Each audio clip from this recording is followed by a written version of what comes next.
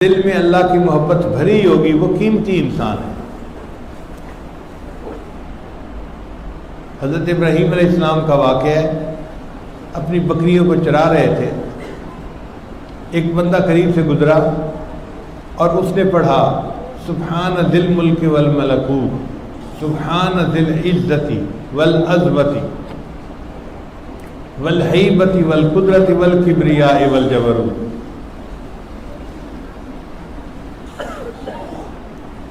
اب اس نے جب اللہ تعالیٰ کی تعریف اتنے اچھے انداز سے کی تو ابراہیم علیہ السلام کا دل مچل گیا، کھڑے ہو گئے، اے بھائی ذرا اللہ کی تعریفیں اور کر دو۔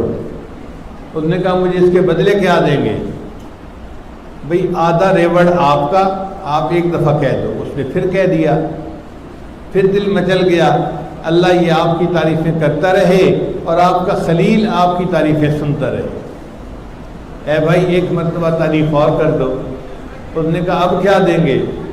بھئی باقی آدھا ریوڑ بھی آپ کا ہو گیا، آپ ایک مرتبہ یہ الفاظ اور کہہ دو۔ اس نے پھر کہہ دیے، اب دل اور مچل گیا، یا اللہ ہوتی رہے ثنا تیرے حسن و جمال کی، آپ کا یہ بندہ آپ کی تعریف کرتا رہے اور آپ کا خلیل یہ تعریفیں سنتا رہے۔ اے بھائی ایک مرتبہ یہ تعریف اور کر دو۔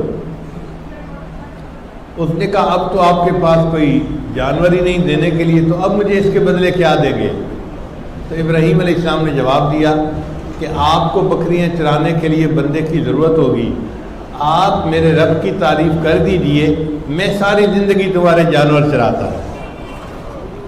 تو جن کو اللہ سے محبت ہوتی ہے وہ اس طرح اپنے آپ کو اللہ پہ قربان کر دیا کرتے ہیں، پھر نماز پڑھنا مشکل نہیں ہوتا، بلکہ نماز میں مزہ آتا ہے۔